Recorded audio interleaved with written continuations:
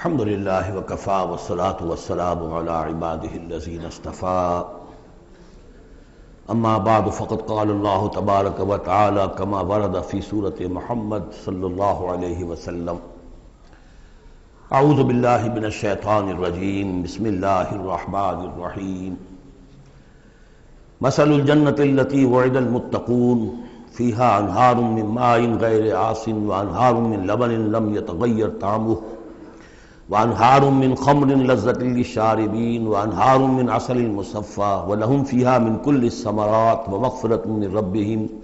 كمن هو خالد في النار وسقوا ماء حمیما فقطع امعاءهم صدق اللہ العظیم۔ مثال اس جنت کی جس کا وعدہ کیا گیا ہے متقیوں سے، اس میں نہریں ہیں پانی کی جن میں کوئی بو نہیں، اور نہریں ہیں دودھ کی جس کا ذائقہ تبدیل نہیں ہوتا، وانہار من خمر، اور ایسی شراب کی نہریں کہ جو لذت والی ہے پینے والوں کے لیے، وانہار من عسل مصفى، اور نہریں ہیں ایسے شہد کی جس کو صاف کیا جا چکا ہو، جھاگ اتارا جا چکا ہو، وَلَهُمْ فِيهَا مِنْ كُلِّ الثَّمَرَاتِ، اور پھر مزید برآں ان کے لیے ہوں گے وہاں تمام میوے، تمام پھل، وَمَغْفِرَةٌ مِّن رَبِّكُمْ، اور مغفرت ہوگی ان کے رب کی طرف سے۔ بھلا یہ لوگ کمن ہوا خالد فی النار، بھلا وہ لوگ کہ جو ان جنتوں میں ہوں گے ان کے برابر ہو سکتے ہیں وہ کہ جو ہیں آگ میں، جو رہیں گے ہمیشہ آگ میں، وسقوا ماء حمیما، اور انہیں پینے کو دیا جائے گا کھولتا ہوا پانی، فقطع امعاءہم، جو ان کی انتڑیوں کو کاٹ کر رکھ دے گا۔ ومنہم من یستمع الیک، اب یہاں سے جو اصل مضمون اس سورہ مبارکہ کا ہے، جو میں پہلے عرض کر چکا ہوں کہ قتال سے جو طبیعت اب گھبرا رہی تھی کچھ لوگوں کی، خاص طور پر جن کے دلوں میں روک تھا، منافقت تھی، ان کی کیفیت ہے جو اس سورہ مبارکہ میں بڑی تفصیل سے آئے گی۔ وَمِنْهُمْ مَنْ يَسْتَمِعُ إِلَيْكَ، ان میں سے کچھ لوگ ایسے بھی ہیں جو اے نبی آپ کی بات بڑی توجہ سے سنتے ہیں، حَتَّى إِذَا خَرَجُوا مِنْ عِنْدِكَ، یہاں تک کہ جب وہ آپ کے پاس سے نکل کر باہر جاتے ہیں، قَالُوا لِلَّذِينَ أُوتُوا الْعِلْمَ مَاذَا قَالَ آنِفًا، تو وہ کہتے ہیں ان کو کہ جنہیں علم دیا گیا، کیا کہا انہوں نے، اب یہ نئی بات آج کیا کہہ دی انہوں نے۔ یہ اوت العلم سے مراد اہل ایمان بھی ہو سکتے ہیں کہ وہ لوگ اہل ایمان میں سے جو لوگ ان میں زیادہ سمجھدار ہیں اور جن کو سمجھتے ہیں کہ زیادہ ان کو اللہ نے فہم عطا فرمایا، ان سے پوچھتے ہیں یہ بات کچھ سمجھ میں نہیں آئی جو آج کہی ہے محمد نے صلی اللہ علیہ وسلم، یا پھر یہ اہل کتاب سے جا کر پوچھتے ہیں جو علم والے جن کو علم پہلے دیا گیا تھا، ماذا قال آنفا، یہ کیا کہہ دیا، یعنی جنگ کے بارے میں جو بھی اب کوئی تجویز ہو رہی ہے، اقدام کا مرحلہ ہے، اب نکلنا ہے، قریش کے قافلوں کا پیچھا کرنا ہے، ماذا قال آنفا اولئک الذین طبع اللہ علی قلوبہم، یہ وہ لوگ ہیں کہ جن کے دلوں پر اللہ تعالیٰ نے مہر کر دی ہے، واتبعوا اہواءہم، اور یہ اپنی خواہشات کی پیروی کر رہے ہیں، یعنی یہ ہچکچاہٹ جن کے اندر پیدا ہو گئی ہے در حقیقت یہ نشانی ہے اس بات کی کہ ان کے دلوں میں منافقت پیدا ہو چکی ہے۔ والذین اہتدوا زادہم ھدی، اور جو ہدایت پر ہے اللہ تعالیٰ نے ان کی ہدایت میں اضافہ کیا ہے، اس نئے مرحلے کے آنے سے ان کے جوش ایمان میں اور ذوق شہادت میں اضافہ ہو گیا ہے۔ وآتاہم تقواہم، اللہ تعالیٰ نے انہیں ان کے تقوی میں اور اضافہ فرمایا ہے۔ فَهَلْ يَنظُرُونَ إِلَّا السَّاعَةَ أَن تَأْتِيَهُم بَغْتَةً، تو یہ کس چیز کے منتظر ہے سوائے قیامت کے کہ وہ آ دھمکے ان پر اچانک۔ فَقَدْ جَاءَ أَشْرَاطُهَا، اس کی علامتیں تو آ چکی ہیں، یعنی قیامت کی سب سے بڑی علامت جو ہے وہ در حقیقت حضور صلی اللہ علیہ وسلم کی بعثت ہے، جو کہ آپ آخری رسول ہیں، اور آپ نے فرمایا بھی ہے کہ بُعِثْتُ أَنَا وَالسَّاعَةُ كَهَاتَيْنِ، دونوں انگلیوں کو آپ نے جوڑا، میں اور قیامت اس طریقے سے جڑے ہوئے، اب میرے بعد کوئی اور نبی نہیں، انا آخر المرسلین وانتم آخر الامم، میں آخری رسول ہوں تم آخری امت ہو، تو اب آپ کے بعد تو قیامت ہی آنی ہے۔ فَأَنَّىٰ لَهُمْ إِذَا جَاءَتْهُمْ ذِكْرَاهُمْ، تو جب وہ آ جائے گی ان پر دھمک آ جائے گی، آ دھمکے گی، تو پھر اس وقت ان کا یاد کرنا یا نصیحت اخذ کرنا یا سبق حاصل کرنا ان کے کس کام کا ہوگا۔ فَاعْلَمْ أَنَّهُ لَا إِلَٰهَ إِلَّا اللَّهُ وَاسْتَغْفِرْ لِذَنبِكَ، بس جان لو کہ اللہ کے سوا کوئی معبود نہیں، اور اپنی خطاؤں کے لیے اللہ سے استغفار کرو۔ اب یہاں ایک تو یہ ہے کہ یہ بات خطاب کر کے حضور سے کہی جا رہی ہے واحد کے سیغے میں، اس حوالے سے ایک تعویل تو یہ ہو سکتی ہے کہ یہ حقیقت میں حضور کی وساطت سے آپ کی امت سے کہی جا رہی ہے، لیکن یہ ہے کہ اس میں علماء نے یہ بات بھی نکالی ہے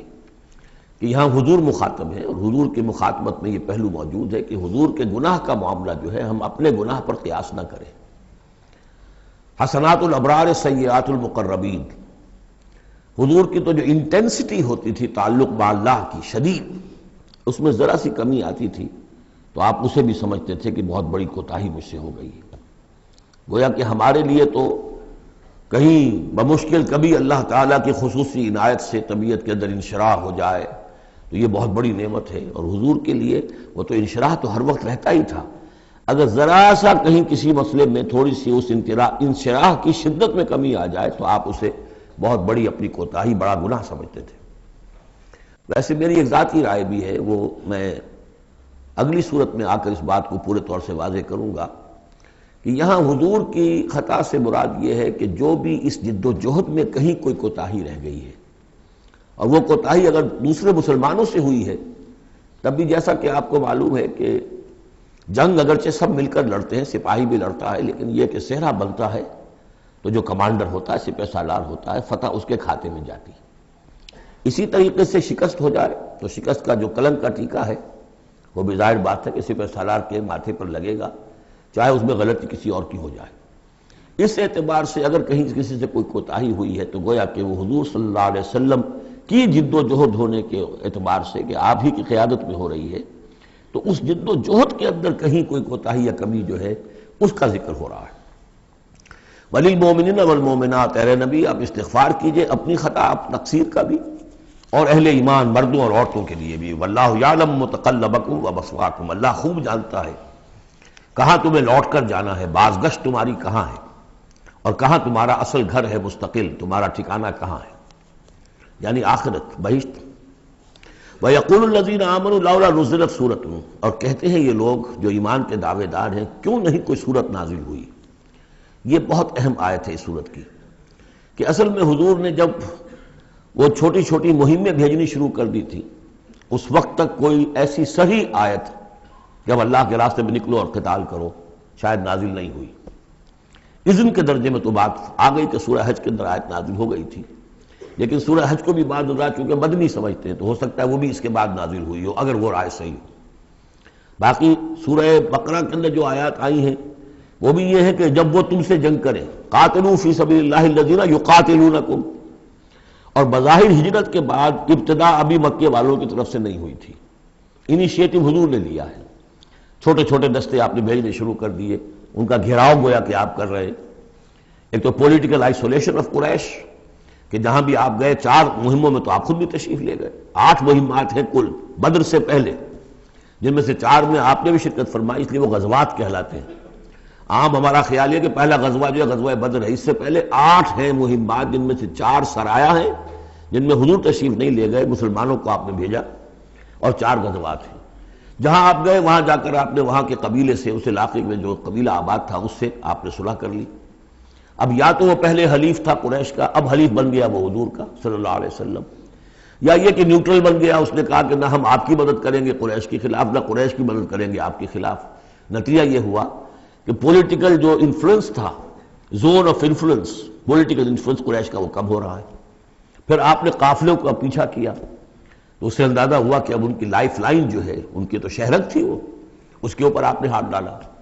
یہ چیزیں چونکہ آپ کی طرف سے ہوئی ہیں، اس وقت تک مکے والوں کی طرف سے جو بھی کچھ انہوں نے کیا، مکے میں ستایا، مارا پیٹا، وہ تھے اپنی جگہ۔ ہجرت کے بعد ان کی طرف سے کوئی اقدام نہیں ہوا۔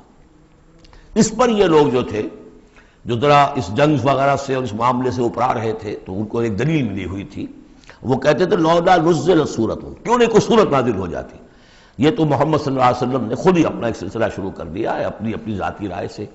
ان کا خیال ہوگا جیسے کوئی مہم جو انسان ہوتا ہے، تو شاید اسی طریقے سے اب یہ جو ہے مہم جو انسان بن گئے۔ لولا نزلت سورۃ فاذا انزلت سورۃ محکمۃ، پھر جب ایک محکم سورت نازل کر دی گئی، وذکر فیہا القتال، اور اس میں قتال کا حکم آ گیا۔ رأیت الذین فی قلوبہم مرض، تو اب تم دیکھو گے ان لوگوں کو کہ جن کے دلوں میں روگ ہے، ینظرون الیک نظر المغشی علیہ من الموت، اب آپ کی طرف ایسے دیکھیں گے جیسے وہ شخص دیکھتا ہے جس پر موت کی غشی طاری ہو رہی ہوتی ہے۔ دلیل ان کی ختم ہو گئی۔ اب وہ کہتے تھے کہ آیت اترے، کو قرآن نازل ہو جس سے معلوم ہو کہ اب قتال ہے، یہ اللہ کا حکم ہے۔ اسی لیے اسی آیت میں جو لفظ قتال آیا ہے، اسی کے حوالے سے اس سورت کا نام سورہ قتال بھی ہے۔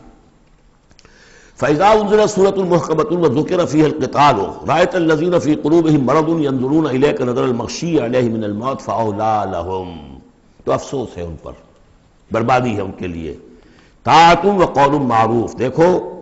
ایمان لائے ہو، ایمان کا دعویٰ کر رہے ہو تو اطاعت لازم ہے تم پر، طاعۃ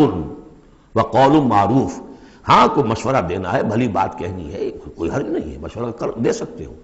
اچھی بات کہہ سکتے ہو، لیکن اطاعت کرنی پڑے گی۔ فَإِذَا عَزَمَ الْأَمْرُ، مشورے کے بعد جب فیصلہ ہو جائے، ایک بات طے ہو جائے، فَلَوْ صَدَقُوا اللَّهَ لَكَانَ خَيْرًا لَهُمْ، تو اب اگر انہوں نے جو وعدہ اللہ سے کیا ہوا تھا اور جو میثاق ایمان ان کا ہے، اس کو اگر یہ سچا کریں گے، ثابت ہوں گے سچے، تبھی ان کی خیریت ہے، تبھی ان کے لیے بہتری ہے۔ فَهَلْ عَصَيْتُمْ إِن تَوَلَّيْتُمْ أَن تُفْسِدُوا فِي الْأَرْضِ وَتُقَطِّعُوا أَرْحَامَكُمْ، اس آیت کے دو ترجمے کیے گئے ہیں۔ پہلے میں وہ ترجمہ کر رہا ہوں کہ جو شیخ الہند کا بھی ہے اور مجھے اسی سے اتفاق ہے، کہ تم ذرا سوچو، اگر جس حال میں اس وقت تم ہو، اگر تمہیں حکومت مل جائے، تم والی بن جاؤ، تمہیں یہاں اقتدار مل جائے اس جزیرہ نما عرب میں، تو تمہاری ابھی چونکہ پوری تربیت نہیں ہوئی ہے، خاص طور پر ظاہر بات ہے کہ جو انصار مدینہ تھے، ابھی ایمان لائے تھے، ان کی تربیت تو نہیں ہوئی، ان میں ایک بڑی تعداد ایسے لوگوں کی بھی شامل تھی، آپ کو معلوم ہے کہ جو منافق تھے، آخر غزوہ احد میں 1/3 نفری جو ہے وہ نکل کر چلی گئی تھی، تو معلوم ہوا کہ اس میں اتنی بڑی تعداد میں منافق بھی تھے۔ اگر اس حال میں تمہیں کہیں حکومت مل جائے تو تم کیا کرو گے؟ تفسدوا فی الارض، زمین میں فساد مچاؤ گے، وتقطعوا ارحامکم، اور اپنے رحمی رشتے کاٹو گے۔ یہ بات سمجھنی چاہیے ان جماعتوں کو بھی کہ جو چاہے اپنے دارشت میں دین کے لیے اقتدار حاصل کرنا چاہتی ہیں، کہ ہم دین کو قائم کرنے کے لیے چاہتے ہیں کہ ہمارا غلبہ ہو، لیکن یہ کہ اگر وہ اپنے کارکنوں کی تربیت پر زور نہیں دیں گے، ان میں خلوص اور اخلاص اور للہیت، خالص اللہ کے لیے جو کرنا ہے اللہ کے لیے اور دین کے احکام کے مطابق، اگر ان جماعتوں کے کارکن جو ہیں وہ اس کی پوری تربیت یافتہ نہیں ہوں گے، تو ہو سکتا ہے کہ بجائے اگر انہیں کہیں اختیار مل جائے تو بجائے کہ اصلاح کے اور فساد ہو جائے۔ اور پہلا فساد تو اس اعتبار سے کہ بہرحال وہ لوگ فاسق اور فاجر تھے، انہوں نے جو فساد مچایا سو مچایا، لیکن اگر دین کے نام پر کہیں فساد مچ جائے تو پھر دین بدنام ہو جائے گا۔ یہ ہے مضمون کہ جو یہاں اس آیت میں آیا ہے کہ ابھی تمہیں امتحانوں میں سے گزرنا پڑے گا، بھٹیوں میں سے نکلو گے تب تم ذرے خالص بنو گے اور کندن بنو گے۔ ایک ترجمہ یہ کیا گیا ہے ان تولیتم، مطلب اگر تم منہ موڑ لو گے، قتال نہیں کرو گے، تو اس کا نتیجہ یہ نکلے گا کہ زمین میں فساد ہوگا اور تم اپنے رحمی رشتے قطع کرو گے۔ لیکن میرے نزدیک پہلا مضمون، یہ ترجمہ میں آپ کو پڑھ کر سنا رہا ہوں، شیخ الہند کا ہے۔ پھر تم سے یہ بھی توقع ہے کہ اگر تم کو حکومت مل جائے تو خرابی ڈالو ملک میں اور قطع کرو اپنی قرابتیں، مجھے اسی سے اتفاق ہے۔ اولئک الذین لعنہم اللہ فاصمہم واعمی ابصارہم، یہ وہ لوگ ہیں کہ جن پر اللہ تعالیٰ نے لعنت کی ہے اور انہیں بہرا بھی کر دیا ہے اور ان کی نگاہوں کو اندھا کر دیا ہے۔ افلا یتدبرون القرآن ام علی قلوب اقفالها، کیا یہ قرآن پر تدبر نہیں کرتے؟ قرآن پر تدبر کریں، اس کے بین السطور بھی تو پڑھیں۔ غلبہ دین کی جد و جہد میں یہ سارے مراحل آنے والے ہیں، یہ تو ان سے پہلے کہہ دیا گیا تھا، سورہ عنکبوت میں آ چکا تھا۔ احسب الناس ان یترکوا ان یقولوا آمنا وهم لا یفتنون، کیا لوگوں نے یہ سمجھا تھا کہ صرف یہ کہنے سے کہ ہم ایمان لائے انہیں چھوڑ دیا جائے گا اور بخش دیا جائے گا اور انہیں آزمایا نہیں جائے گا؟ وَلَقَدْ فَتَنَّا الَّذِينَ مِن قَبْلِهِمْ فَلَيَعْلَمَنَّ اللَّهُ الَّذِينَ صَدَقُوا وَلَيَعْلَمَنَّ الْكَاذِبِينَ، ہم نے تو ہمیشہ جو بھی ان سے پہلے تھے ان کو بھی آزمایا ہے، اور اللہ تو صاف کھول دے گا، واضح کر دے گا کہ کون حقیقت میں سچے مومن ہیں اور کون جھوٹ موٹ کے مومن بنے ہوئے ہیں۔ اور اسی صورت میں آگے بھی آ گیا فَلَيَعْلَمَنَّ اللَّهُ الَّذِينَ آمَنُوا وَلَيَعْلَمَنَّ الْمُنَافِقِينَ، اللہ تو بالکل دودھ کا دودھ پانی کا پانی جدا کر دے گا کہ اللہ تعالیٰ کھول دے گا کہ کون واقعی مومن اور کون منافق ہے۔ تو کیا یہ لوگ قرآن پر تدبر نہیں کرتے یا ان کے دلوں پر قفل پڑ چکے ہیں؟ ان الذین ارتدوا علی ادبارہم من بعد ما تبین لہم الہدی، یقیناً وہ لوگ جو اپنی پیٹھوں کے بل مڑ جائیں گے اس کے بعد کہ ان پر ہدایت واضح ہو چکی ہو۔ الشیطان سول لہم، شیطان نے در حقیقت ان کے لیے یہ مرحلہ ارتداد کا اور پیچھے مڑ جانے کا آسان کر دیا ہے۔ وَأَمْلَى لَهُمْ، اور ان کو بڑی طول عمل کے اندر پھنسا دیا، لمبے لمبے ان کی امیدیں ہیں دنیا کے اندر۔ ظاہر بات ہے دنیا میں بڑے بڑے نقشے بنا رکھے ہیں، تو اب یہ میدان جنگ میں جاتے ہوئے تو انسان کترائے گا۔ ذَلِكَ بِأَنَّهُمْ قَالُوا لِلَّذِينَ كَرِهُوا مَا نَزَلَ اللَّهُ سَنُطِيعُكُمْ فِي بَعْضِ الْأَمْرِ، یہ اس لیے ہے کہ انہوں نے کہا ان لوگوں سے جنہیں ناپسند ہے وہ شے جو اللہ نے نازل کی۔ اللہ نے قرآن نازل کیا، یہ ناپسند کس کو تھا؟ قریش کو تھا، کفار کو اور یہود کو۔ تو یہ لوگ یہ ایمان تو لے آئے تھے، لیکن یہ کہ ان کے اندر وہ روگ تھا، دلوں میں وہ مرض تھا، وہ نفاق کی بیماری جڑ پکڑ چکی تھی۔ وہ یہ کہتے تھے ذَلِكَ بِأَنَّهُمْ قَالُوا لِلَّذِينَ كَرِهُوا مَا نَزَلَ اللَّهُ، جن لوگوں کو یہ اللہ کے اتاری ہوئی کتاب اور اللہ کے اتارے ہوئے احکام پسند نہیں آتے، ان سے جا کر انہوں نے کہا سَنُطِيعُكُمْ فِي بَعْضِ الْأَمْرِ، کہ دیکھیے ہم اگرچہ ایمان تو لے آئے ہیں، محمد کی بات تو ہمیں ماننی ہے، لیکن ہم آپ کی بھی اطاعت جاری رکھیں گے، کچھ چیزوں کے اندر آپ کی بات پر ہم عمل کریں گے، آپ کا حکم مانیں گے۔ آپ یہ نہ سمجھیے کہ ہم نے آپ سے اپنا رشتہ بالکل توڑ لیا۔ منافق اسی کو کہتے ہیں کہ جس نے دونوں کے ساتھ جوڑا رکھنے کی اپنے آپ کو کوشش کی۔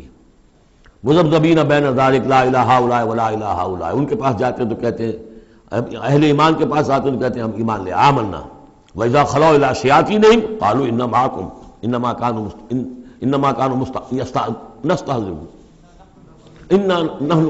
نَسْتَهْزِئُونَ إِنَّمَا نَحْنُ مُسْتَهْزِئُونَ وَاللَّهُ يَعْلَمُ إِسْرَارَهُمْ، اور اللہ تعالیٰ کو خوب معلوم ہے جو کچھ کی یہ خفیہ باتیں کرتے ہیں جا کر۔ فَكَيْفَ إِذَا تَوَفَّتْهُمُ الْمَلَائِكَةُ يَضْرِبُونَ وُجُوهَهُمْ وَأَدْبَارَهُمْ، تو کیا حال ہوگا ان کا جب کہ ان کی جانیں قبض کریں گے فرشتے، ان کے چہروں پر ضرب لگاتے ہوئے اور ان کی پیٹھوں کے اوپر ضرب لگاتے ہوئے۔ ذَلِكَ بِأَنَّهُمُ اتَّبَعُوا مَا أَسْخَطَ اللَّهُ، یہ اس لیے کہ انہوں نے پیروی اس چیز کی جو اللہ کو ناپسند ہے، وَكَرِهُوا رِضْوَانَهُ، اور ناپسند کیا انہوں نے اللہ کی رضا کو، فَأَحْبَطَ أَعْمَالَهُمْ، تو اللہ نے ان کے سارے اعمال اکارت کر دیے، حبط کر دیے۔ یعنی اب تک انہوں نے حضور کے پیچھے نمازیں جو پڑھی ہیں اور جو بھی کوئی نیکیاں کی ہیں، اب جب مرحلہ آ گیا ہے قتال کا اور یہ جی چرا رہے ہیں، تو گویا کہ وہ سارے ان کے اب تک کے جو اعمال ہیں وہ حبط ہو جائیں گے۔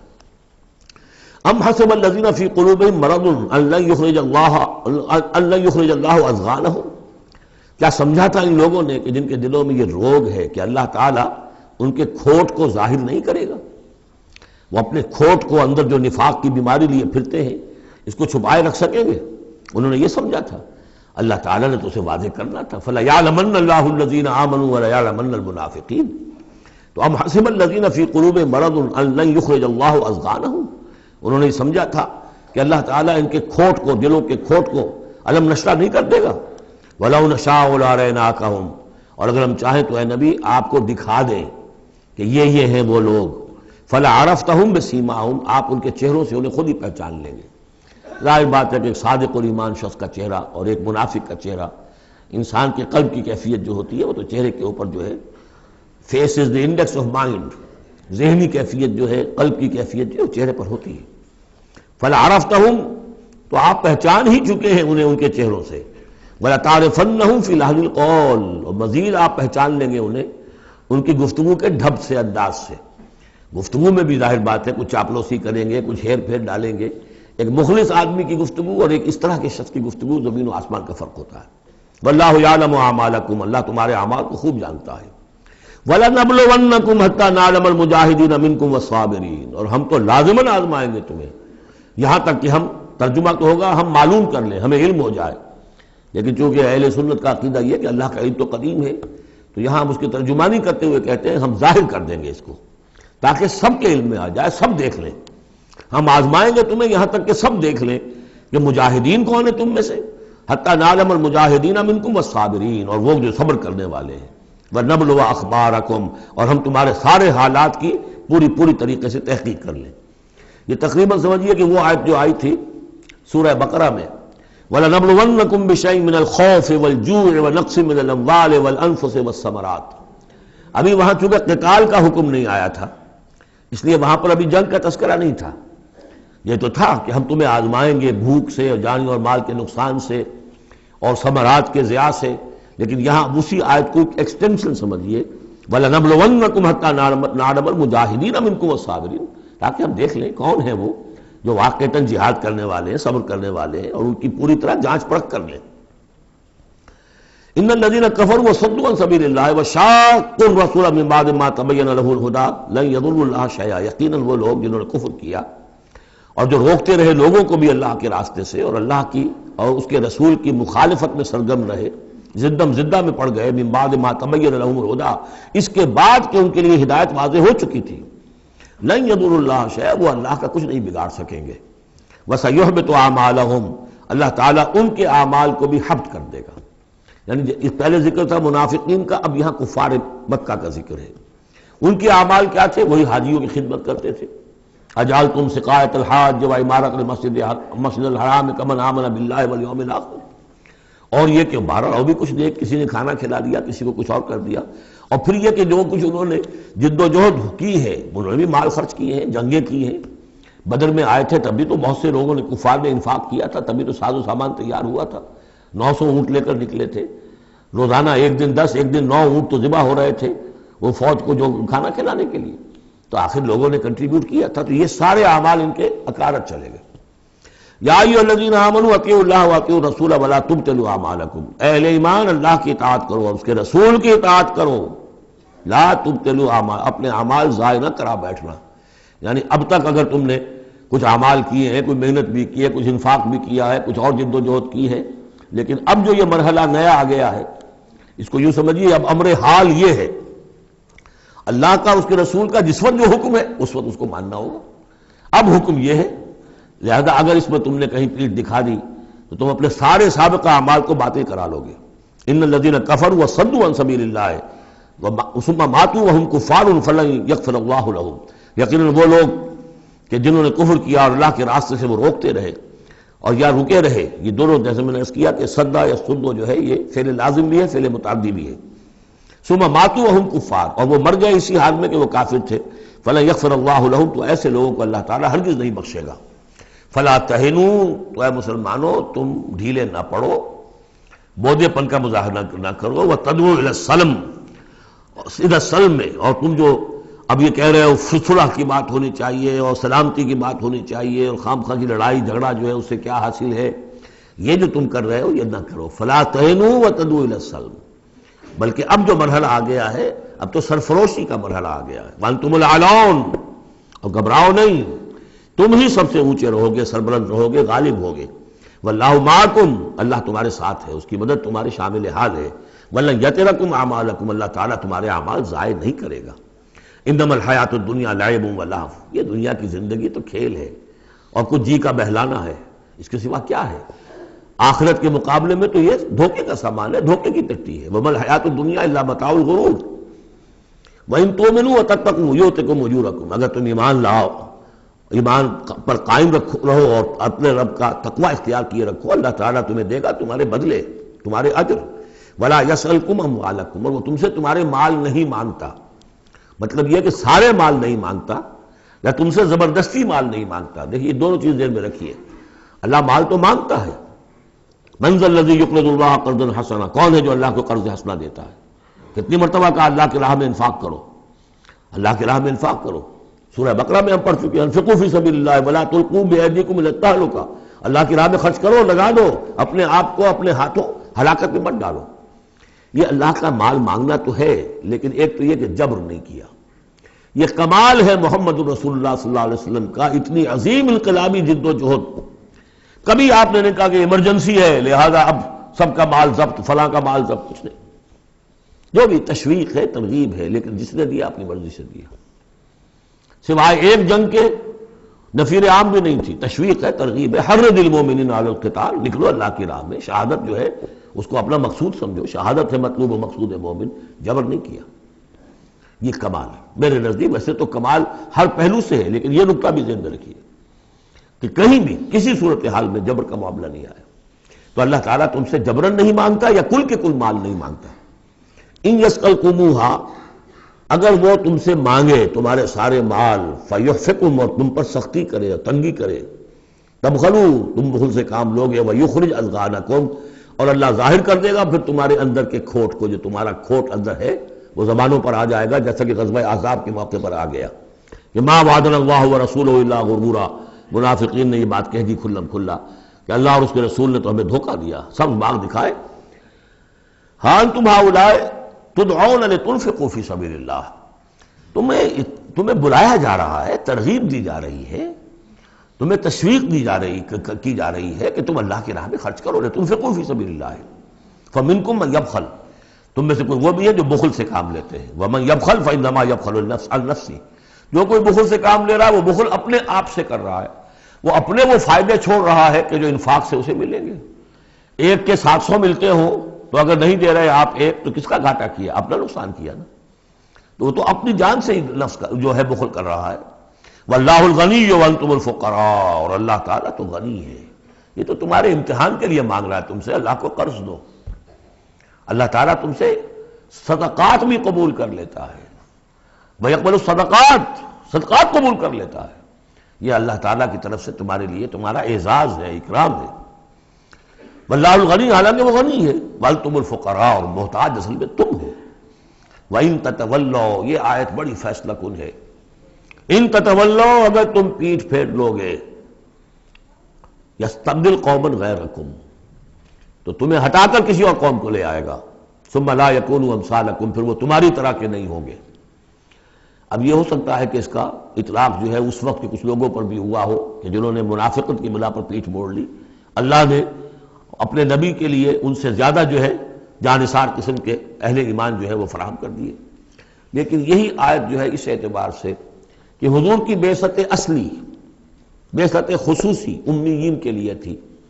بنی اسماعیل اور عرب کے مشرکین جو ان کے تابع تھے، ان کے لیے یہ ہے کہ یہ بات ان سے کہی جا رہی ہے کہ اب تمہیں سے امت بنی ہے، امت المسلمہ کن سے بنی ہے؟ اس کا نیوکلیس اہل عرب، وہی امت عرب کے لوگ۔ اگر یہ مشن جو تمہارے حوالے ہوا ہے، کذالک جعلناکم امۃ وسطا لتکونوا شہداء علی الناس ویکون الرسول علیکم شہیدا، اگر تم نے اس مشن سے منہ موڑ لیا تو اللہ تمہیں ہٹائے گا، معزول کر دے گا، کسی اور قوم کو لے آئے گا۔ چنانچہ میرے نزدیک اس آیت کا ظہور ہوا ہے بتمام و کمال 13ویں صدی عیسوی میں، جبکہ اللہ تعالیٰ نے عربوں کو امت مسلمہ کی قیادت سے معزول کر دیا۔ 1258 عیسوی میں سقوط بغداد ہوا، ہلاکو کے ہاتھوں جو مسلمانوں پر تاتاریوں کے ہاتھوں بیتی ہے، کروڑوں مسلمان قتل ہوئے اس وقت، معمولی نہیں۔ اور آخری خلیفہ بنو عباس کا اس کو کھینچ کر محل سے گھسیٹ کر باہر نکالا گیا، جانور کی ایک کھال میں لپیٹ کر تاتاریوں نے اپنے گھوڑوں کے سموں تلے اسے کچل دیا۔ وہ گویا کہ عربوں کا معزول ہونا تھا امت مسلمہ کی قیادت سے۔ اس کے بعد کچھ عرصہ گزرا ہے، لیکن پھر اللہ نے وہ ایک معجزہ دکھایا کہ انہی تاتاریوں میں سے کتنی قومیں ایمان لے آئیں۔ ہے آیا فتنہ تاتار کے افسانے سے، پاسماں مل گئے کعبے کو صنم خانے سے۔ پھر وہی تاتاری تھے جن میں سے ترکان تیموری نکل آئے، ترکان صفوی نکل آئے، ترکان سلجوقی ان سے بھی پہلے آ چکے تھے، اور ترکان عثمانی، پھر گریٹ آٹومان امپائر، پھر خلافت بھی اللہ نے پھر وہاں منتقل کر دی۔ 400 برس کا خلافت جو ہے وہ بھی ترکان عثمانی کے پاس رہی۔ ان تتولوا یستبدل قوما غیرکم ثم لا یکونوا امثالکم، صدق اللہ العظیم۔ سورۃ الفتح، تمہیدی باتیں میں پہلے عرض کر چکا ہوں۔ یہ سورہ مبارکہ نازل ہوئی ہے صلح حدیبیہ کے بعد۔ اس کی جو تاریخی پس منظر ہے صرف یہ چند جملے کفایت کریں گے۔ سن 5 میں غزوہ احزاب کے بعد یہ حضور نے صحابہ سے کہہ دیا تھا کہ اب قریش میں وہ دم نہیں رہا کہ اب دوبارہ وہ تم پر چڑھ کر آئیں اور حملہ کریں۔ لن تغزوکم قریش بعد عامکم ھذا ولکنکم تغزونہم، اب انیشیٹو تمہاری طرف سے ہوگا۔ وہ انیشیٹو حضور نے لیا ہے سن 6 میں۔ آپ نے عمرے کا احرام باندھا، اور آپ کے ساتھ 1400، عام طور پر زیادہ بیان ہوتا ہے لیکن بعض روایات میں 1800 صحابہ احرام باندھ کر چلے کہ ہم عمرہ کرنے جا رہے ہیں۔ یہ گویا کہ ایک ٹیسٹ تھا کہ اب قریش کرتے کیا ہیں۔ آپ احرام کے لیے اپنی منزل بمنزل کرتے ہوئے پہنچ گئے حدیبیہ تک، وہی جگہ جہاں پر کہ پھر صلح ہوئی۔ ادھر قریش کے لیے جو ہے ان کی جان پر بن گئی۔ پہلی بات تو یہ کہ ان کی روایات کے خلاف تھا کہ کوئی آئے عمرے کی نیت سے اور ان کو روک دے، یہ عرب کی روایت نہیں تھی۔ دوسرا یہ کہ اب اگر آنے دیتے ہیں اور مسلمان دندناتے ہوئے آئیں اس شہر کے اندر عمرہ کریں تو گویا کہ ان کی شکست ہو گئی۔ تو وہاں پر جو بھی ہوا تفصیلات کا تو موقع نہیں ہے۔ ایک طرف تو وہ تلے ہوئے تھے کہ جنگ کریں گے، اور جب حضرت عثمان کو حضور نے بھیجا ہے کچھ سلسلہ جنبانی کے لیے وہاں ان کو روک لیا گیا، خبر مشہور ہو گئی کہ انہیں شہید کر دیا گیا۔ پھر حضور نے بیعت لی، وہ بیعت علی الموت کہلاتی ہے، بیعت علی لا نفر یا بیعت علی الموت، اور اس کا نام ہے بیعت رضوان۔ ایک درخت کے نیچے آپ تشریف فرما ہوئے اور سب نے آ کر آپ سے بیعت کی کہ اب یہاں جانیں دے دیں گے اپنی، سب ہم یہاں پر مرنے کے لیے تیار ہیں، جانیں قربان کر دیں گے، یہاں سے واپس نہیں جائیں گے۔ جب وہاں یہ خبریں پہنچی اور انہوں نے کچھ اور اندازہ کر لیا تھا کہ یہ تو بڑے سرفرے لوگ معلوم ہو رہے ہیں، ان میں سے کوئی جو ہے بھاگنے والا نظر نہیں آتا یہاں سے، تو پھر یہ ہے کہ وہ مجبور ہو گئے کہ اب کو صلح کریں۔ پھر صلح ہوئی، صلح حدیبیہ، لیکن وہ بڑی ان ایکول صلح تھی، اس میں مسلمانوں کے لیے ہیوملیشن تھی، اس لیے کہ یہ طے کر لیا گیا اس میں کہ اگر کوئی مسلمان مدینے سے واپس آئے مکے تو اسے مکے والے واپس نہیں کریں گے، لیکن اگر کوئی مکے سے مدینے جائے گا تو واپس کرنا ہوگا۔ اور وہاں پر ہو بھی گیا، ابو جندل صحابی تھے جن کو کہ اسی نے جو کہ وہاں سے صلح کے لیے گفت و شریک کرنے کے لیے آیا تھا، سہیل بن عمرو، اس کا ہی بیٹا عین اس وقت وہ پہنچ گیا، لیکن صلح کے وہ کاغذات لکھے جا چکے تھے، اس نے معاملہ بچایا، مسلمانوں مجھے پھر قصائیوں کے حوالے کر رہے۔ حضور نے فرمایا کہ اب ابو جندل تم صبر کرو، جو وعدہ ہم کر چکے ہیں ہمیں اس کی پابندی کرنی ہے۔ بہرحال اس کو حضور نے، اگرچہ صحابہ تو اس درجے دلگیر تھے کہ ہم یہ دم کر صلح کیوں کر رہے ہیں، حضرت عمر رضی اللہ تعالیٰ عنہ سے تو بہرحال یہ بھی کہہ دیجئے کہ زیادہ قرب جو انہیں حاصل تھا حضور سے، اس کی بنا پر ان کی یہ ہمت ہو گئی کہ آپ نے وہ سوال جواب بھی کر لیا جس پر آپ پھر ساری عمر پچھتاتے رہے۔ کہ آپ نے پوچھا کہ کیا ہم حق پر نہیں ہیں؟ حضور نے فرمایا ہاں ہم حق پر ہیں۔ کیا آپ اللہ کے رسول نہیں ہیں؟ آپ نے مسکرا کر جواب دیا ہاں میں اللہ کا رسول ہوں، تو پھر ہم یہ کیوں دم کر صلح کر رہے ہیں؟ آپ نے فرمایا کہ میں وہی کر رہا ہوں جو اللہ نے مجھے حکم دیا، بس اتنی سی بات تھی جس پر ساری عمر پچھتائے۔ لیکن یہ بات حضرت علی نے بھی کر دی اس درجے میں کہ جب وہ صلح نامہ لکھا گیا، حضور ڈکٹیٹ کرا رہے تھے، حضرت علی کاتب تھے، لکھ رہے تھے، تو اب حضور نے فرمایا یہ صلح نامہ ہے، لکھو محمد رسول اللہ اور قریش کے مابین۔ وہ سہیل بن عمرو نے اعتراض کر دیا کہ نہیں، یہ اگر ہم اس پہ لکھیں گے ظاہر بات ہے صلح نامے پر تو دونوں فریقوں کے دستخط ہوتے ہیں، تو میں دستخط کروں گا تو میں تو آپ کو اللہ کا رسول نہیں مانتا، ورنہ اس عبارت کی روح سے جب اس کے نیچے میرا بھی دستخط آئیں گے تو گویا میں نے مان لیا۔ تو حضور نے اس پر بھی مسکرا کر کہا کہ تم مانو نہ مانو میں اللہ کا رسول ہوں، لیکن اے علی مٹا دو یہ رسول اللہ کے لفظ، مٹا دو، وہاں سے لکھ دو یہ معاہدہ ہے محمد ابن عبداللہ اور قریش کے مابین۔ حضرت علی نے کہا کہ حضور یہ میں نہیں کر سکتا، میں اپنے ہاتھ سے آپ کے نام کے ساتھ لکھے ہوئے الفاظ، اب دیکھیے اگرچہ حکم تو یہ ہے کہ الامر فوق الادب، لیکن یہ کہ یہ جو بھی کچھ ہوا ہے تو یہ ہوا غیرت دینی، حمیت دینی کی وجہ سے۔ حضرت علی نے بھی کیا، حضرت عمر نے بھی کیا، دونوں کے طرز عمل میں کوئی فرق نہیں، لیکن بہرحال اس کے بعد جو ہے صلح ہوئی ہے، اور مسلمانوں کے دل اگرچہ اس پہ بہت ہی رنجیدہ تھے، اور یہ بات بھی بڑی عجیب تھی کہ وہی احرام کھول دیے گئے، وہی قربانی کے جانور جو ہیں، تو اب اس پر جو ہے یہ آیت سورت اتری ہے، اور پہلا لفظ یہ ہے انا فتحنا لک فتحا مبینا، مسلمانوں کی دلجوئی کے لیے کہ تم جسے سمجھ رہے ہو کہ دب کر صلح کی ہے، حقیقت حال کے اعتبار سے تو اے محمد ہم نے آپ کو بڑی روشن فتح عطا فرمائی۔ آج ہم اسے انٹرپریٹ کر سکتے ہیں روشن فتح کس اعتبار سے کہ ٹریٹی کے معنی یہ ہے کہ مصالحت کی صلح ہوتی ہے دو فریقوں کے درمیان جو ایک دوسرے کو ریکگنائز کریں۔ اس کا مطلب یہ ہے کہ قریش نے ریکگنائز کر لیا that Muhammad is a power to reckon with، اور یہ بہت بڑی بات ہے، قریش نے تسلیم کیا، اور تسلیم کرنا جو ہے یہ اللہ تعالیٰ کی طرف سے فتح عظیم ہے۔ انا فتحنا لک فتحا مبینا لیغفر لک اللہ ما تقدم من ذنبک وما تاخر۔ اب دیکھیے ذنب کا لفظ یہاں پہ دوبارہ آ گیا تاکہ اللہ تعالیٰ بخش دے آپ کو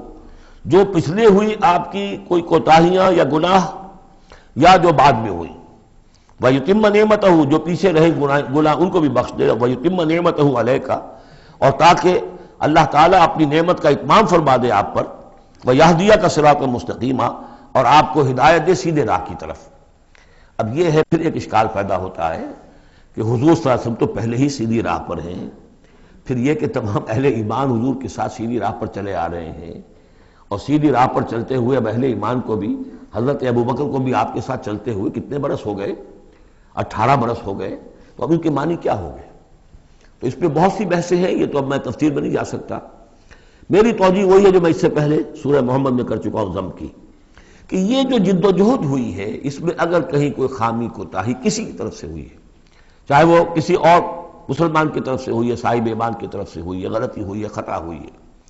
ان سب کی اب اللہ تعالیٰ تلافی فرما دے گا۔ یہ فتح مبین جو ہے وہ ان سب کو کور کر جائے گی،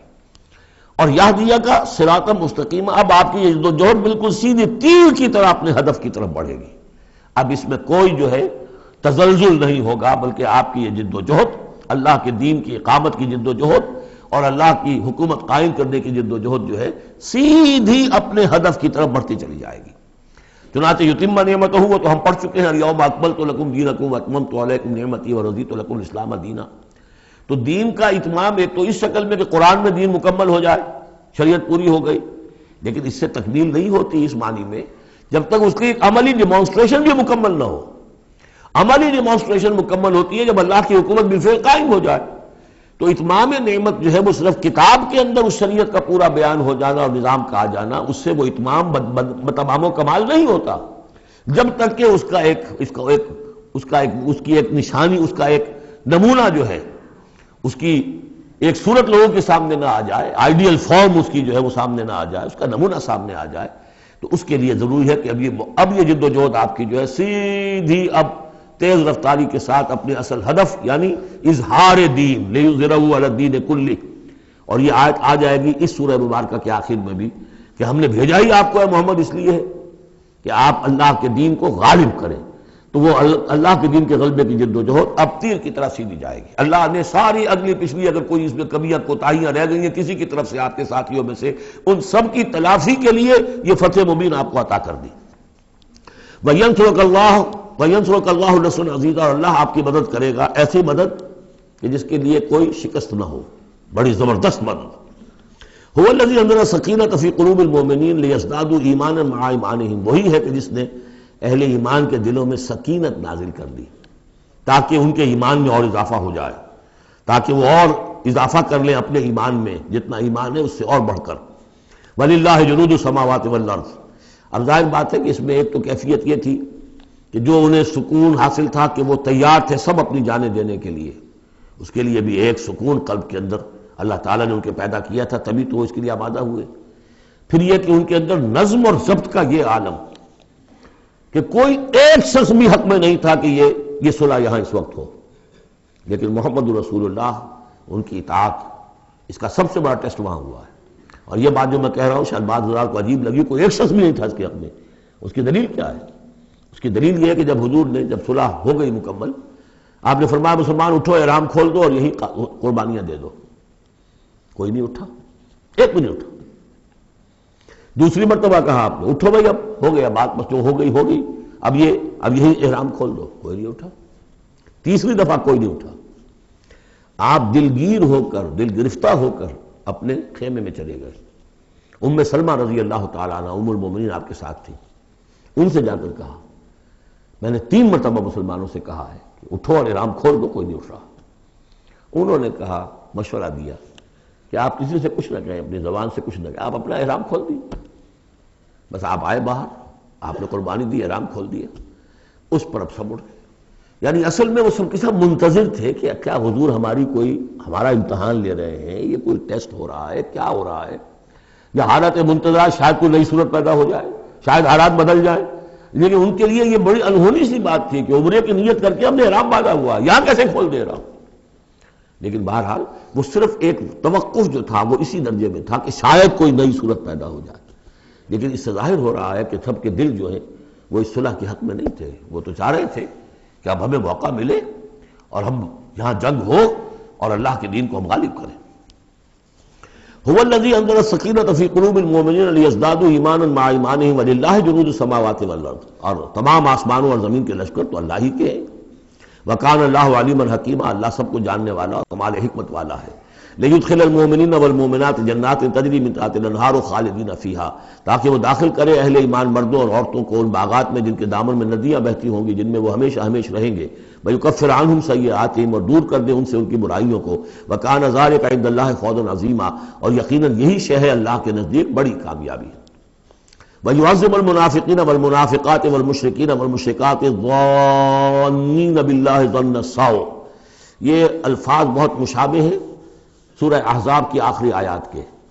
اور سورہ احزاب جو ہے آپ کو معلوم ہے سن 5 میں نازل ہوئی اور یہ سن 6 میں نازل ہو رہی ہے، تو زمانہ جو ہے قریب کا ہے۔ اور اللہ سزا دے اور عذاب دے منافق مردوں اور منافق عورتوں کو، اور مشرک مردوں اور مشرک عورتوں کو، کہ جو اللہ کے بارے میں بہت برے گمان رکھتے ہیں۔ علیہم دائرۃ السوء، اصل میں تو ان کے اوپر ہے مسلط برائی کا دائرہ۔ وغضب اللہ علیہم، اور اللہ غضبناک ہوا ہے ان پر۔ ولعنہم، اللہ نے ان پر لعنت فرمائی ہے۔ وعد لہم جہنم، اور ان کے لیے تیار کیا ہوا جہنم کو، وساعت مصیرا، اور وہ بہت بری جگہ ہے لوٹنے کی۔ وللہ جنود السماوات والارض، آسمان اور زمین کے لشکر کل کے کل اللہ ہی کے اختیار میں ہیں۔ وکان اللہ عزیزا حکیما، اللہ زبردست ہے اور حکیم ہے۔ پہلے آیا تھا علیما حکیما، اب عزیزا حکیما۔ انا ارسلناک شاہدا ومبشرا ونذیرا، اے نبی ہم نے بھیجا ہے آپ کو شاہد بنا کر، وہی شاہد، گواہی دینے والا۔ یہاں اپنے قول اور اپنے عمل سے اللہ کے دین کی گواہی دی۔ قیامت میں کھڑے ہو کر عدالت میں پروزیکیوشن وٹنس کی حیثیت سے کہیں گے اے اللہ تیرا دین جو مجھ تک آیا تھا میں نے پہنچا دیا تھا، اب یہ ان کے ذمے ہے۔ فَكَيْفَ إِذَا جِئْنَا مِنْ كُلِّ أُمَّةٍ بِشَهِيدٍ وَجِئْنَا بِكَ عَلَىٰ هَٰؤُلَاءِ شَهِيدًا، ہم نے آپ کو بھیجا ہے گواہ بنا کر اور بشارت دینے والا بنا کر اور خبردار کرنے والا بنا کر، لِتُؤْمِنُوا بِاللَّهِ وَرَسُولِهِ، تاکہ اے مسلمانوں تم ایمان رکھو اللہ پر اور اس کے رسول پر، وَتُعَزِّرُوهُ وَتُوَقِّرُوهُ، اور اللہ کے رسول کی تو تم مدد بھی کرو اور ان کی تعظیم کرو، توقیر کرو، وَتُسَبِّحُوهُ بُكْرَةً وَأَصِيلًا، اور اللہ کی تم تسبیح کرو صبح شام۔ یہاں دیکھیے اس آیت میں لِتُؤْمِنُوا بِاللَّهِ وَرَسُولِهِ، اللہ اور اس کے رسول دونوں پر ایمان رکھو، پھر رسول کے لیے وَتُعَزِّرُوهُ وَتُوَقِّرُوهُ، اور اللہ کے لیے وَتُسَبِّحُوهُ بُكْرَةً وَأَصِيلًا، اس کی تسبیح بیان کرو صبح شام۔ ان الذین یبایعونک انما یبایعون اللہ، یقیناً وہ لوگ جو اے نبی آپ سے بیعت کر رہے ہیں وہ حقیقت میں اللہ سے بیعت کر رہے ہیں۔ ید اللہ فوق ایدیہم، اللہ کا ہاتھ ان کے ہاتھوں کے اوپر ہے۔ فمن نکث فانما ینکث الی نفسہ، تو جو کوئی بھی اس بیعت کی خلاف ورزی کرے گا، اس کو توڑے گا، اس کا سارا وبال اسی کے اوپر ہوگا۔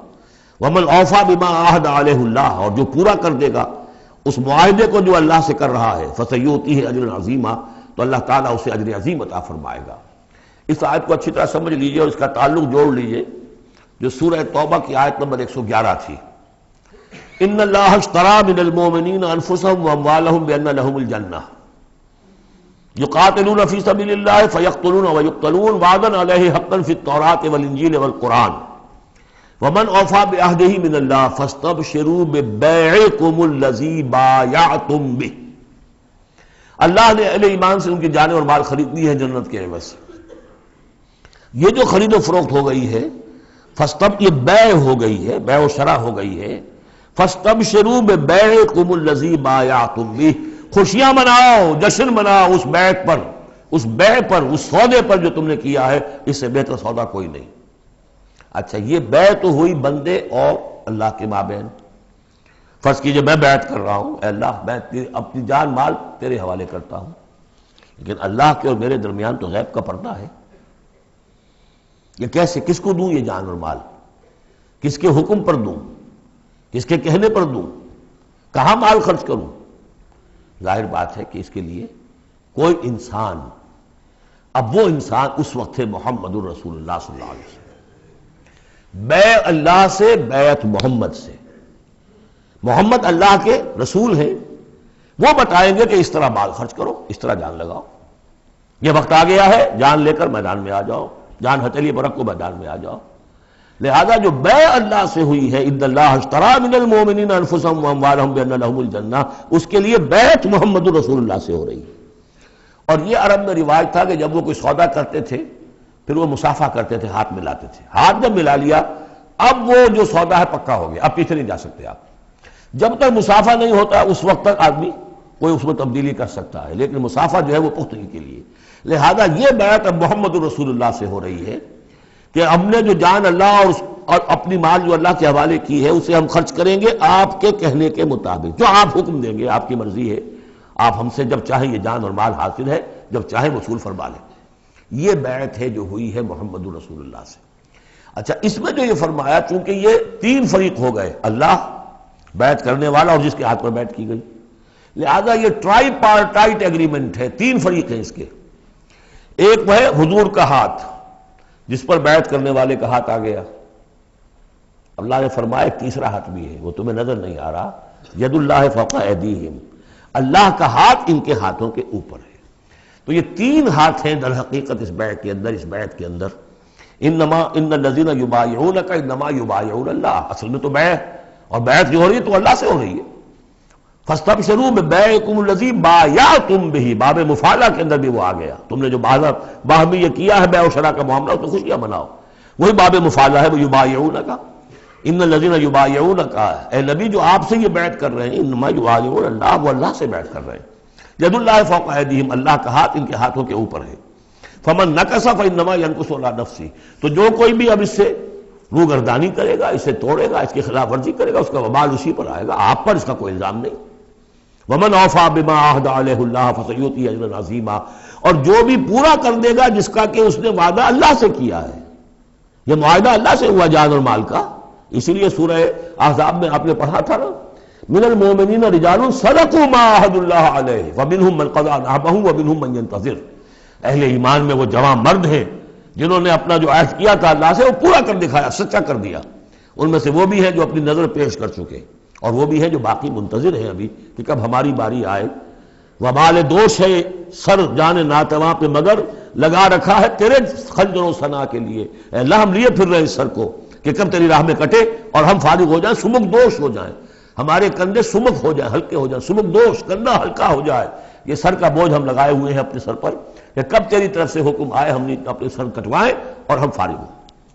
اب اسی کو سمجھ لیجئے کہ حضور کے بعد یہ بیعت کس سے ہوگی؟ جو بھی کوئی داعی اللہ اب کھڑا ہو اللہ کے نام کے،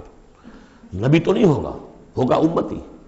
اطاعت اس کی ہوگی، اللہ اور اس کے رسول کی اطاعت کے نیچے نیچے، اس کے دائرے کے اندر، مستقل بذات اطاعت اس کی نہیں ہوگی۔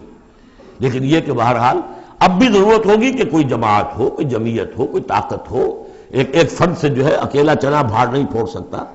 دین کو غالب کرنے کی جد و جہد، عقیم الدین جو ہم پڑھائے ہیں، یہ پورا سلسلہ جو ہے مکی صورتوں کا جو ان مدنی صورتوں کے ساتھ منسلک ہے، توحید عملی، اقامت دین،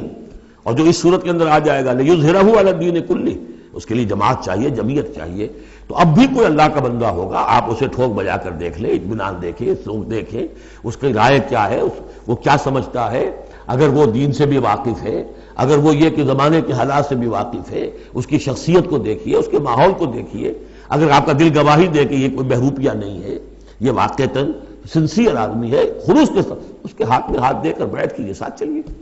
یہی طریقہ مسنون اور منصوص ہے، یہی ایک طریقہ ہے جس کا قرآن مجید میں، یعنی نصوص کسے کہتے ہیں؟ نصوص قرآنی، نصوص حدیث، حدیث میں بھی ذکر ہے تو بیعت کا ہے، باقی اور کوئی طریقہ جماعت سازی کا مسنون نہیں ہے۔ مباح وہ بھی ہے، جو بھی طریقہ اختیار کر لیا مباح ہے، حرام نہیں ہے۔ ممبرشپ ہے، ممبرشپ سے پھر امیر کا منتخب کرنا ہے، 2 سال 4 سال کے بعد پھر انتخاب، ٹھیک ہے، کوئی شے حرام نہیں ہے جب تک کہ اس کی حرمت کے لیے کوئی دلیل نہ ہو۔ لیکن مسنون اور منصوص اور معصور، 3 الفاظ۔ نصوص قرآن و سنت میں جس کا تذکرہ ہے وہ بیعت ہے، جو مسنون ہے پوری زندگی حضور کی جو ہے اس میں کتنی بیعتیں ہوئی ہیں، بیعت عقبہ اولیٰ، بیعت عقبہ ثانیہ، بیعت رضوان، اور پھر یہ کہ نحن الذین بایعوا محمدا علی الجہاد ما بقینا ابدا۔ جب غزوہ احزاب میں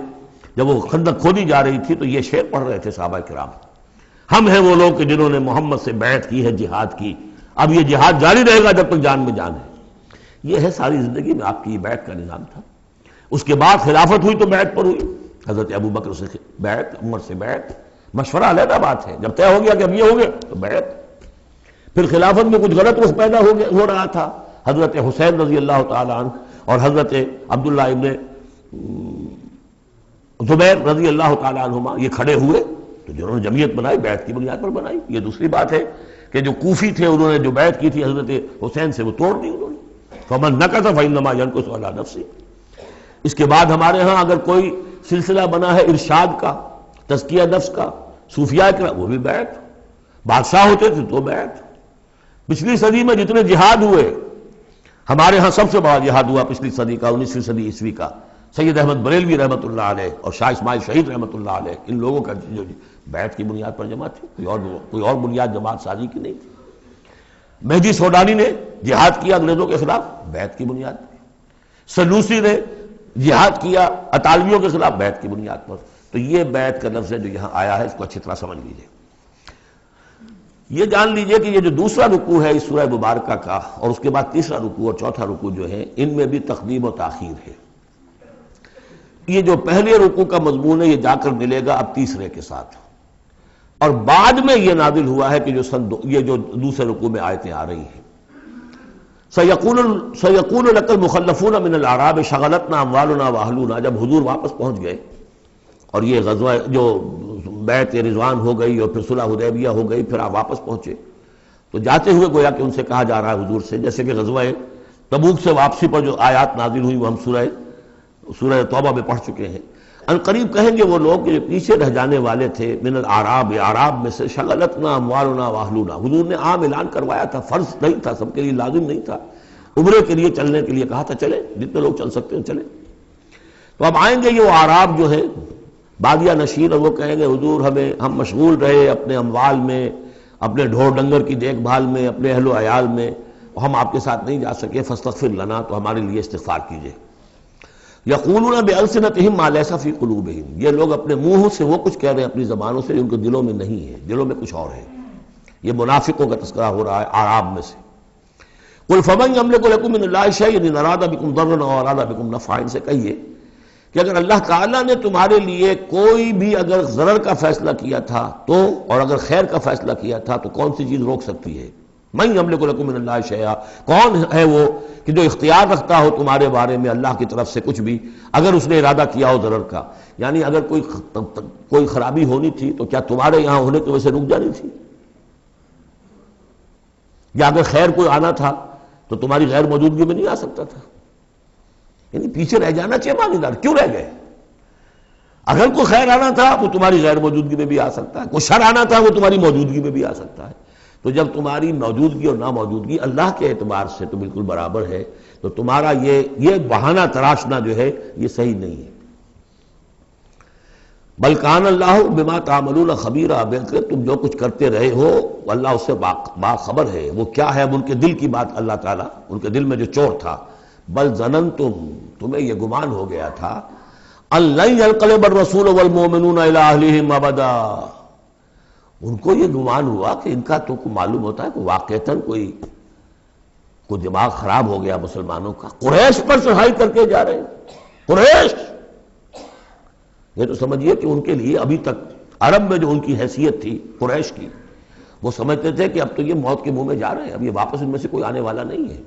بل ظننتم، تم نے یہ گمان کیا تھا، ان لن ينقلب الرسول والمؤمنون الى اہلہم ابدا، کہ اب واپس آئیں گے ہی نہیں رسول اور اہل ایمان اپنے گھر والوں کی طرف۔ وزین ذلک فی قلوبکم، اور یہ تمہارے دلوں میں کھبا دی گئی بات، وظننتم ظن السوء، اور تم نے بہت برا گمان کیا، وکنتم قوما بورا، اور تم ہو ہی تباہ ہونے والے لوگ۔ یہ منافقین اعراب کا تذکرہ ہو رہا ہے، اور یہ کب ہو رہا ہے؟ سن 6 میں۔ سن 2 کے اندر جو معاملہ تھا وہ بھی ہم دیکھ چکے،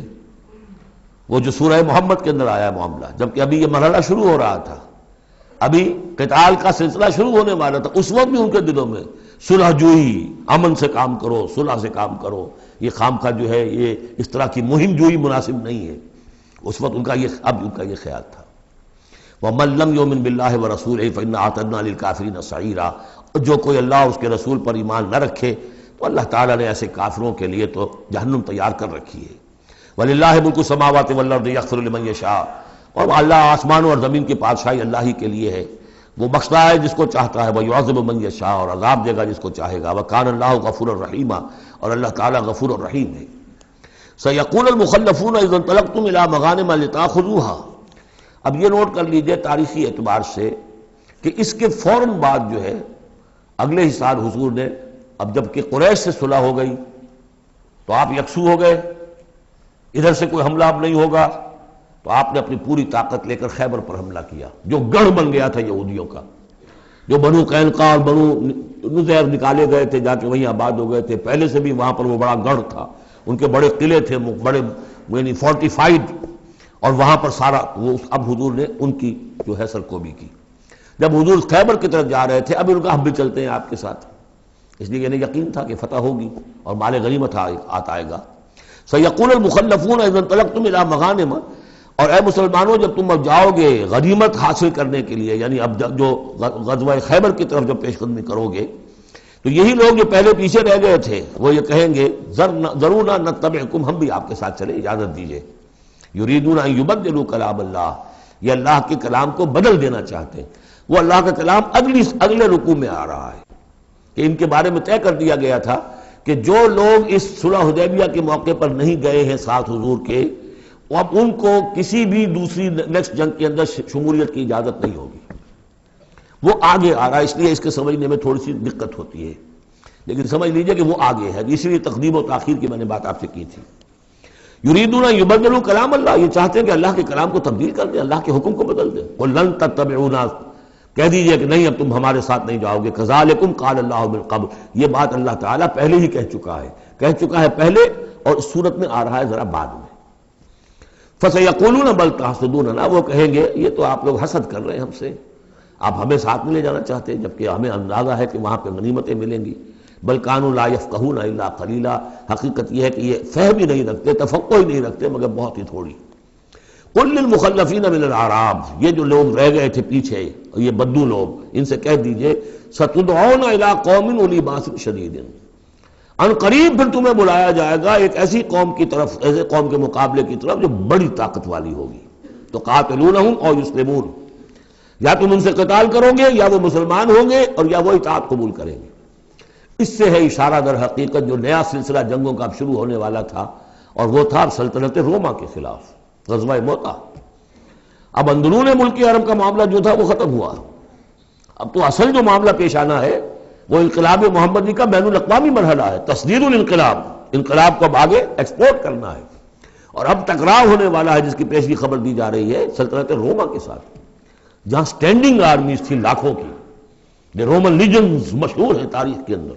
غرق آہن اور ٹرینڈ۔ تو تمہیں بلایا جائے گا اس وقت، پھر تمہیں ایک موقع دے دیا جائے گا، ستدعون الی قوم اولی باس شدید تقاتلونہم او یسلمون۔ اور یہ اصل میں تین چیزیں آ گئیں وہی کہ اب جو بھی اس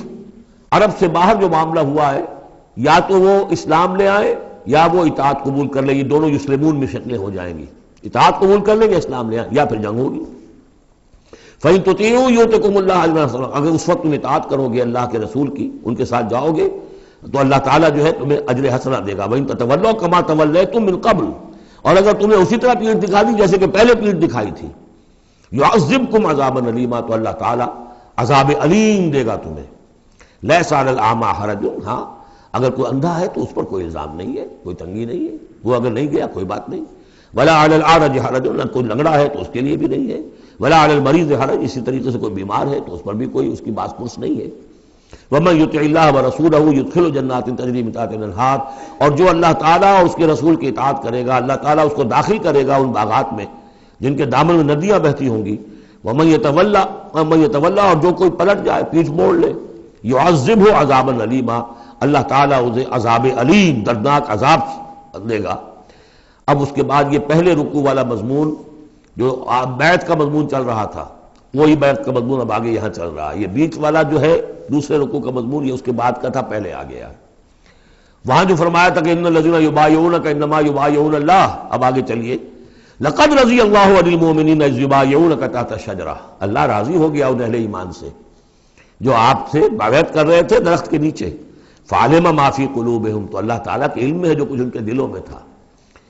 اور اس وقت تو ذوق شہادت اور جوش جہاد تھا، ابھی وہ صلح کی بات تو ہوئی نہیں، وہ تو بیعت کر کے ہونے کے بعد ہوئی ہے۔ فانزل السکینۃ علیہم، اللہ نے ان پر سکینت، سکون، اطمینان نازل کر دیا۔ واصابہم فتحا قریبا، اور انہیں فتح دے دی بہت قریب، وہ فتح قریب وہی ہے، انا فتحنا لک فتحا مبینا، اس صلح کو کہا گیا کہ فوری طور پر انہیں فتح مل گئی۔ ومغانم کثیرۃ یاخذونہا، اور بہت سی غنیمتیں ہیں جو اور جو لیں گے حاصل کریں گے۔ وکان اللہ عزیزا حکیما، اور اللہ تعالیٰ زبردست ہے حکمت والا۔ وعدکم اللہ مغانم کثیرۃ تاخذونہا، اے مسلمانوں اللہ کا تم سے وعدہ ہے بہت سی غنیمتیں تمہیں ملیں گی۔ فعجل لکم ہذہ، تو یہ تو تمہیں نقد دے دی ہے، فوری طور پر دے دی ہے یہ فتح جو تمہیں مل گئی ہے۔ وکف ایدی الناس عنکم، اور اللہ تعالیٰ نے روک لیا لوگوں کے ہاتھوں کو تم سے، لتکون آیۃ للمؤمنین، تاکہ یہ اہل ایمان کے لیے ایک نشانی بن جائے وَيَهْدِيَكُمْ صِرَاطًا مُسْتَقِيمًا، اور اللہ تعالیٰ تمہاری رہنمائی فرمائے سیدھے راستے کی طرف، یعنی اب تمہاری جد و جہد جو ہے وہ تیر کی طرح سیدھی کامیابی کے آخری مراحل تک پہنچ جائے۔ بارک اللہ لی ولکم فی القرآن العظیم ونفعنی وإیاکم بالآیات والذکر الحکیم۔